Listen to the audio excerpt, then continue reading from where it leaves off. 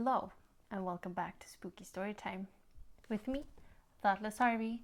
And today I'm reading a story from JamesMaximus1 on Reddit called The Visitor.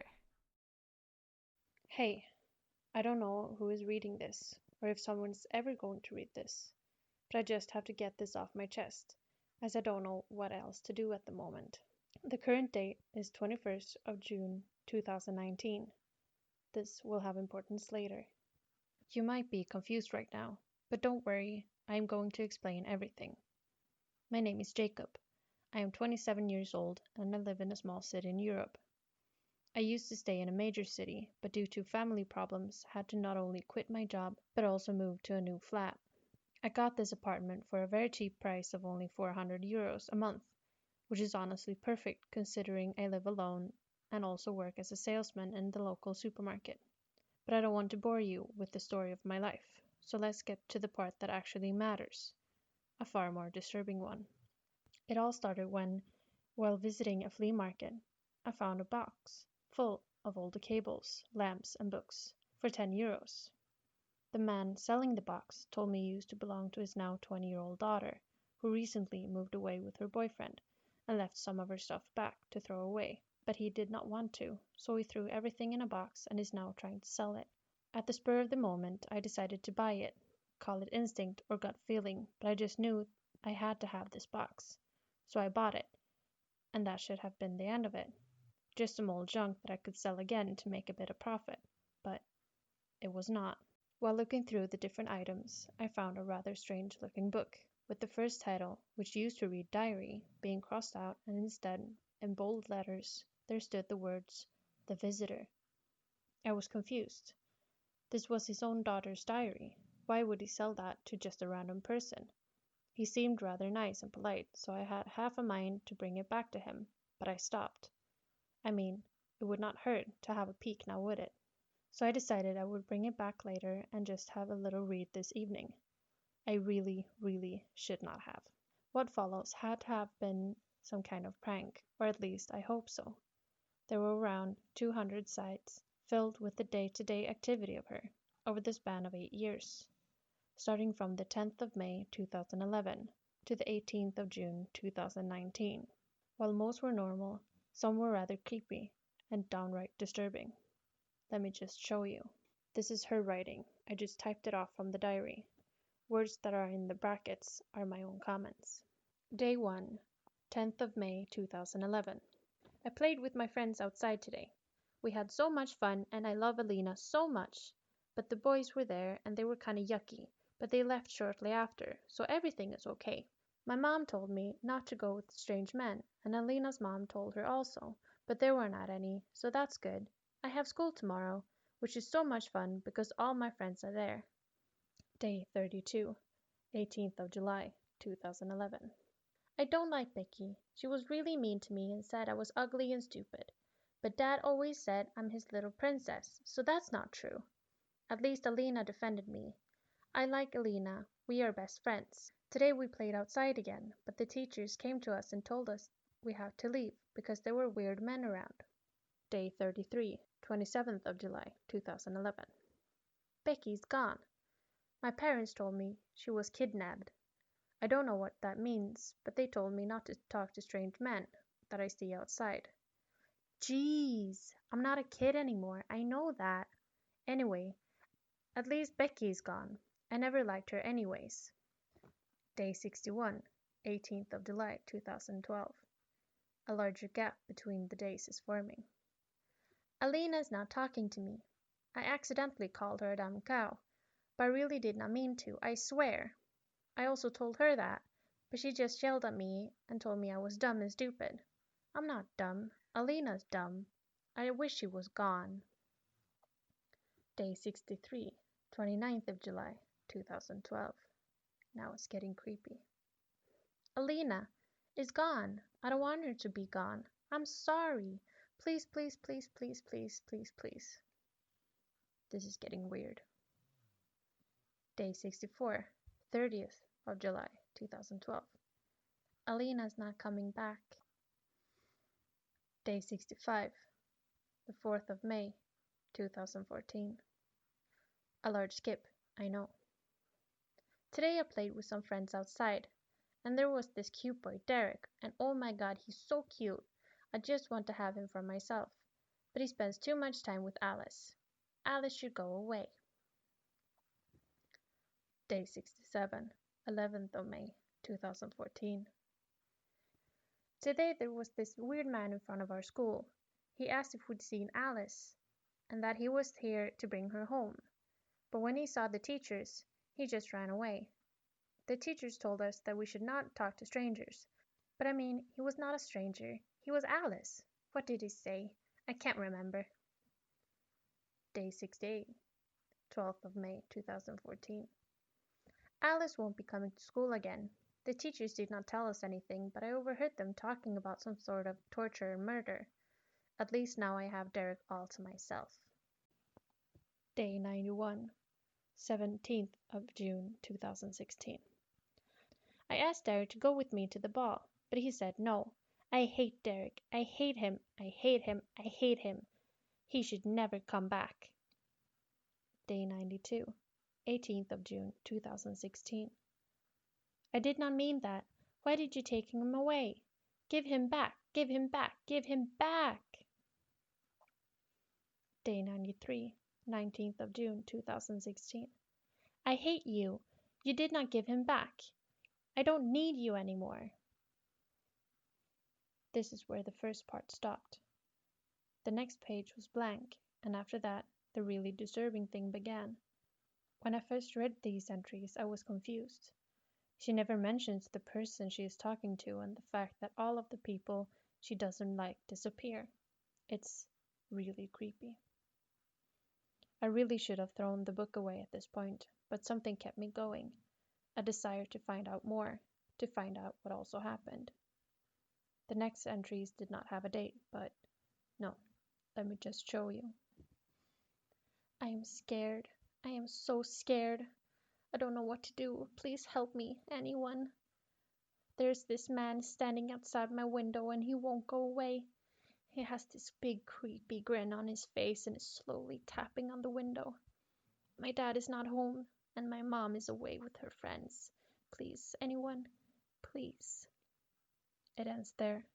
The next one is even creepier. He won't go away.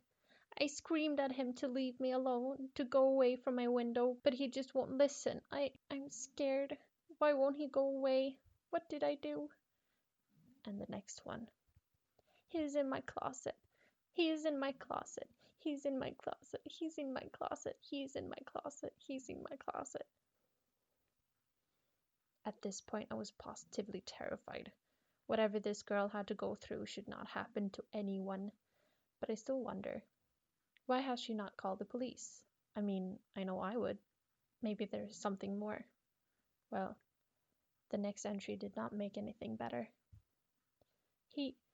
He's standing at the side of my bed. I want my mommy back. There were teardrops everywhere. He won't leave. He just stares at me with this giant grin and those almost glowing eyes. I don't want to anymore. And this one terrified me even more. He is lying beside me in my bed. I don't know what to do. I can't call the police. He will know. He will find me. At this point, I was sure I had to talk to her father as soon as possible, but I kept going. I should not have. He's inside my bed covers. Help. Help. Please. Anyone. Why is no one coming? My heart stopped after reading this, but there were still 2 pages left to read. I swallowed hard. I opened the second to last page. He's not scary. Why was I worried? He does not want to harm me. He just wants to help me go to sleep. Oh God. And here I thought he was actually wanting to harm me. Silly me. Mr. Happyface is completely friendly. I paused. I read it again, and I paused again. She was definitely not okay. I will go to her father tomorrow. Let's see what he has to say about this. but I can't stop reading. The last entry had a date, 18th of June, 2019. It sounded different. That's all I can say. Just read it for yourself. I'm leaving today. My new boyfriend came over and told me he wanted me to move so he can get to me easier. He also wants me to call him Mr. HF. I think it's kind of cute. So yeah, this will be the last entry. I'm not going to take it with me, and should anyone find this, please just throw it away. There are so many memories that I just want to let go of. And that's it. After that, there was nothing. So with all my remaining energy, I closed the book and grabbed a drink before sitting down to write this. I am honestly scared right now, but I will update you on what happened after tomorrow. The 23rd of June 2019. I have a problem, guys. Please listen to me. Shit. I just fucked up. Really, really fucked up. Let me explain. So I went to the house of the man expecting something. Not giant. But what do I get? A giant 3-story mansion. A giant 3-story mansion. I first thought I had the wrong address, but I decided to test my luck. On my way to the mansion, I got this weird feeling that something is wrong, so I decided to have a look around. There was a beautiful looking garden with a small bird bath and a way around the house. Before I can investigate further, the door opened and her father came out of the house with this big smile on his face, talking to me as if we'd known each other for years. We had a bit of small talk until he asked me what I wanted from him today. So I told him that his daughter's diary was under the things I bought from him, and if his daughter was okay. His expression seemed to harden in an instant, and with a voice much colder than before, he told me that his daughter was fine, and if I had read the book. I obviously told him no, and that seemed to brighten up his mood considerably. His smile got even wider, if that's even possible, and he smacked me on the shoulder, telling me what a fine young man I was, and that most people would have looked and kept the diary to themselves. I swept up internally, but my happy facade remained outside. He asked me if I wanted a drink and come inside. In that moment, my gut screamed at me to run away. I don't know why, but I'm glad I did not go inside, or else I might be dead already. So I left after politely refusing to accept a drink. For a split second, that smile fell off his face, and there were only hate-filled eyes looking at me. But they were as fast gone as the smile, so I probably imagined things, right? So I went home expecting my boring life to continue as it was, my mind having completely forgotten the previous encounter. That was until 5 p.m., where I saw the box standing around with some stuff still inside. So I decided one last look could not hurt before throwing the stuff away. So I grabbed the stuff and emptied the content on my bed. And after all the useless junk fell out, there was a small picture of a family with the caption, Family, Heart, under it, and an address, 142 Willow Street, House B. I paused. I knew that street. It was on the other end of the city, the exact opposite direction of the house where she had lived the last years. Her diary also never mentioned her moving away, so I was getting a really bad feeling. On a whim, I decided to go to the street to see if I could find out anything. I took the bus to get there, and once I arrived, it was already 6 p.m., and the sun began setting on the horizon slowly, dousing the apartment building in a faint orange shimmer. On the front porch of the building stood an old lady with her dog, so I decided to ask her about this family. Maybe she knew something. "Excuse me, miss, do you know this family? I recently found their stuff on a flea market and wanted to bring some things back." Obviously lying. When she looked at the photo, her complexion fell. "What did you say?" I looked at her. "Excuse me?" I asked. "What did you say, young man?" She seemed to become increasingly pale, so I told her the same stuff again. "They are dead." I did not expect that answer in all honesty. "What do you mean by that?" She looked at me, now with a sad look in her eyes. The entire family was brutally murdered, and the apartment was robbed clean. Well, all of them except for the daughter. Her corpse was never found. I paused. Then a small frown came across my face. That can't be possible. I just recently met her I stopped. My eyes widened, and my heart stopped. What did you say? She asked me, but I did not stay to hear her out. I started running faster than I had ever ran in my life. Everything just seemed to fall into place. What if the man was not her father, but the murderer? And what if he was just selling the stuff for some extra cash? And what if... But I never got to finish that train of thought, as from the corner of my eye, I saw his face, smiling at me. I think I almost pissed myself. That was 5 hours ago, and I'm now sitting at home writing this report for the world to hear about what really happened to that girl. But I have a problem. I now know about him, and he doesn't seem to like that. I can hear him, laughing from inside my closet. Faint, but it's there. He was at my window, briefly, but then I turned away and I heard movement in my closet, then under my bed, then behind me. I am sorry, but now that you know, he won't leave you alone as well. He will come for you as well, because you know my secret, and I don't like people knowing stuff they should not. I know where to find you. Thank you so much for watching or listening to this video. This was me reading the story The Visitor of JamesMaximus1 on Reddit.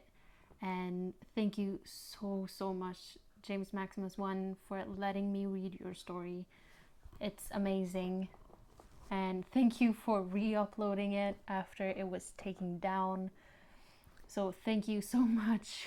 If you like this video or anything that I do, please like, subscribe, and comment and all that. And I'll see you in the next one. Bye.